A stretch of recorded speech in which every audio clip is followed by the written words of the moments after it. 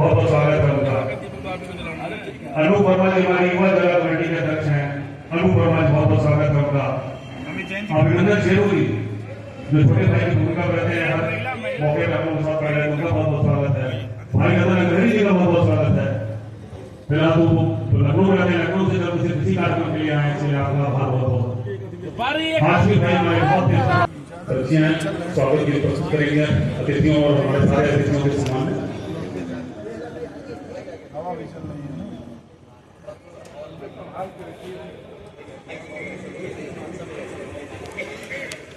कस्बा है कंदोर बाजार, वहां से आगे गोविंद गढ़वाल जी सुरेंद्र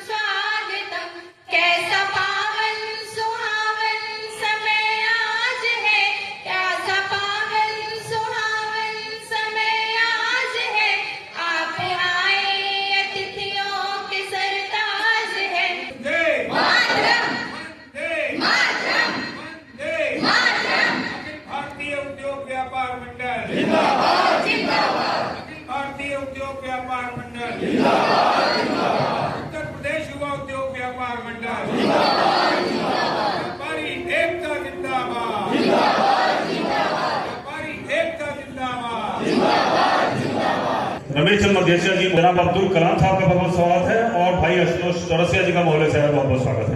बहुत धन्यवाद।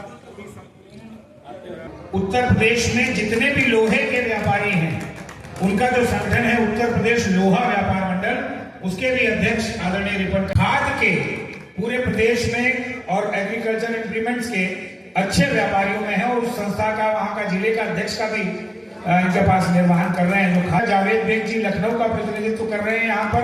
आदरणीय अमरमणि पांडे जी आपके पड़ोस के जनपद बस्ती का प्रतिनिधित्व कर रहे हैं। सबसे वरिष्ठ पदाधिकारी जो प्रदेश के वरिष्ठ उपाध्यक्ष हैं जनपद देवरिया का प्रतिनिधित्व करते हैं आदरणीय उपेंद्र नाथ जी त्रिपाठी का इस मंच पर आप सबकी अपनी तरफ से मैं स्वागत करता हूं।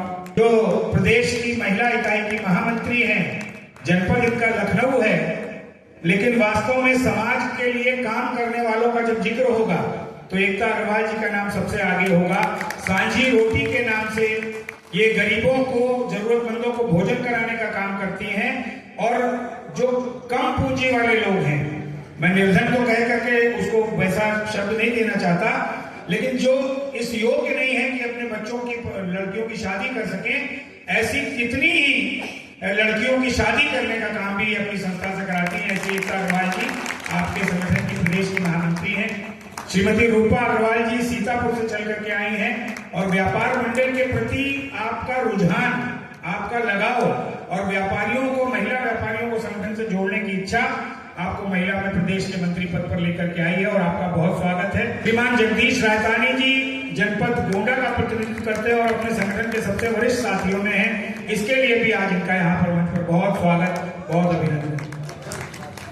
प्रदेश के मंत्री और इत्र की नगरी कन्नौज से चल करके अपने बीच में आए हैं श्रीमान अनिल जी गुप्ता, उनका भी आज इस मंच पर बहुत बहुत स्वागत है। कि हम लोग इसमें पिछले पहली बार था, थोड़ा सा एक्टिव कम हुए, लेकिन फिर भी हमने लखनऊ में और विभिन्न जिलों में इसको क्रियान्वित कराया है। व्यापारी सुरक्षा कोष की जो बैठक होती है, मुझे लगता है देव जी कि अब काफ़ी जिलों में नियमित होने लगी है और आगे अभी जो हम लोगों ने पत्र दिया है, जिन जिलों में अभी नहीं हो रही है, मुझे लगता है उन जिलों में भी आगे से त्वरित होगी। बात आती है संगठन की कि संगठन का आगे विस्तार कैसे हो और संगठन को आगे कैसे चलाया जाए। हम लोग, जब मैंने पिछले साल अध्यक्ष पद संभाला था तो हम लोगों ने क्षेत्रीय कमेटियां बनाई थी, जो कि 6 क्षेत्र में हम लोगों ने पूरे प्रांत बुंदेलखंड खंड क्षेत्र, काशी क्षेत्र, और मैंने सबसे पहले ही 6 क्षेत्रों में हम लोगों ने क्षेत्रीय कमेटी बैठकें की थी। देश के सबसे बड़े व्यापारी संगठन अखिल भारतीय उद्योग व्यापार मंडल की ये प्रदेश कार्य समिति की बैठक है। आप देख रहे हैं कि उत्तर प्रदेश के सभी जनपदों का प्रतिनिधित्व यहाँ पर है। मेरे पास जो अभी सूची आई है, 100 से अधिक प्रतिनिधि पूरे प्रदेश के यहाँ पर उपस्थित हैं। इस बैठक में कुछ बड़े महत्वपूर्ण निर्णय लिए जा रहे हैं और लिए गए हैं।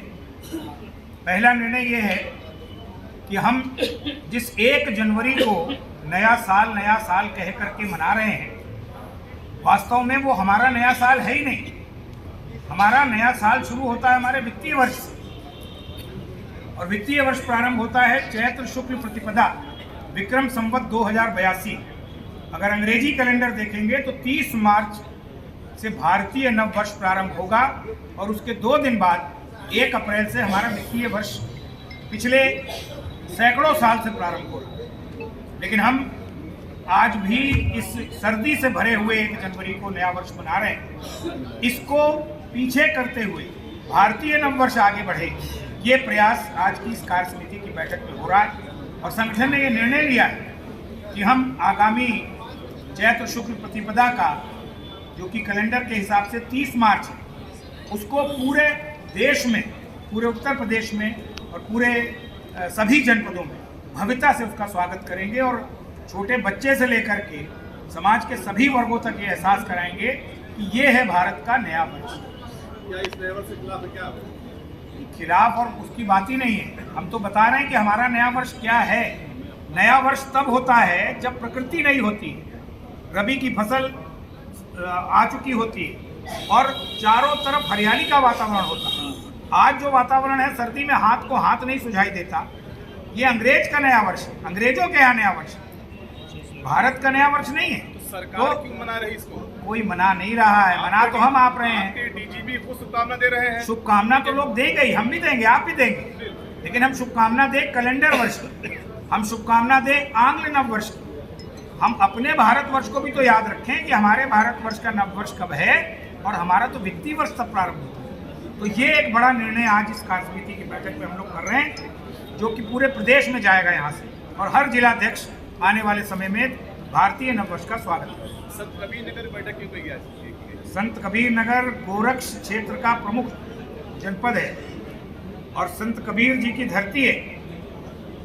यहाँ के पदाधिकारियों की बहुत माह से ये इच्छा थी कि प्रदेश की कार्य समिति की बैठक यहाँ पर आयोजित हो, तो आज पूरे उत्तर प्रदेश के लोग सब यहाँ पर एकत्रित हुए। कुछ विषय जो बहुत महत्वपूर्ण संगठन के प्रयास से व्यापारी समाज को हासिल हुए हैं, उसकी भी जानकारी देने के लिए बैठक आयोजित की गई। आप सबको मैं बताना चाहता हूं कि इससे पहले मैं जब आया था संत कबीर नगर में 2020-21 में, हम लोगों ने इसी मंच से ये मांग की थी कि देश में शिक्षक दिवस है, देश में बाल दिवस है, देश में मजदूर दिवस है, तो देश को सबसे ज़्यादा राजस्व, सबसे ज़्यादा रोजगार और सबसे ज़्यादा अर्थव्यवस्था को चलाने में जो सहयोग करता है, उस व्यापारी के लिए एक दिवस होना चाहिए। मैं एक बार फिर से इस मंच को और आप सबको भी बधाई दूंगा कि उत्तर प्रदेश के यशस्वी मुख्यमंत्री योगी आदित्यनाथ जी ने व्यापारियों की 24 साल पुरानी इस मांग को 2024 में पूरा किया, और आज 29 जून उत्तर प्रदेश में व्यापारी दिवस के रूप में आयोजित किया जाता है। इसके लिए भी संत कबीर नगर वालों का धन्यवाद देने के लिए आए हैं, क्योंकि यहीं पर जो बैठक हुई थी उसमें ये विषय हम लोगों ने उठाया। एक और बड़ा निर्णय जिसके लिए कार्य समिति की बैठक आयोजित की गई, संगठन के प्रयास से उत्तर प्रदेश के सभी जनपदों में व्यापारी सुरक्षा प्रकोष्ठ का गठन किया गया। एडिशनल एसपी स्तर पर हर जनपद में बैठक होगी और व्यापारियों की तमाम समस्याओं का उसी प्लेटफॉर्म पर निस्तारण होगा। व्यापारी को किसी थाने और चौकी के चक्कर नहीं लगाने पड़े, और हर जनपद की जवाबदेही पुलिस महानिदेशक तय करेंगे, जिनका भी आपने नाम लिया। हर महीने की अगर बैठक पुलिस नहीं कर रही है अपने जनपद में, तो ये पुलिस महानिदेशक तय करेंगे। मैंने आज व्यापारियों से सबसे यही कहा कि आप बताएं कि किस जनपद में बैठक नहीं हो रही, मैं इसकी सूचना पुलिस महानिदेशक को और पुलिस महानिदेशक के माध्यम से मुख्यमंत्री जी को। व्यापारी दिवस, व्यापारी सुरक्षा प्रकोष्ठ, ये दो ऐसे महत्वपूर्ण निर्णय जो उत्तर प्रदेश के व्यापारियों के लिए संगठन के प्रयास से हुए हैं।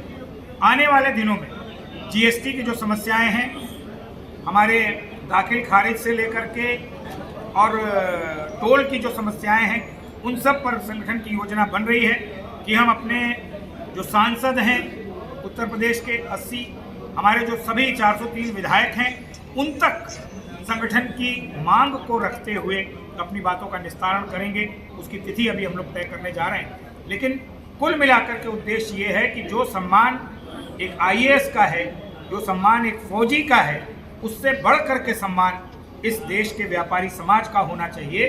इसीलिए व्यापारी समाज ये लगातार प्रयास कर रहा है कि हमको तुम सम्मान दो तो हम देश के गौरव को लौटाएंगे, हम फिर से भारत को सोने की चिड़िया और भारत को विश्व गुरु बनाएंगे। लेकिन उसके लिए व्यापारी का सम्मान जरूरी है, व्यापारी की समस्याओं का निराकरण जरूरी है। इसी के लिए कार्य समिति की बैठक है। एक समस्या जो वहाँ बड़ी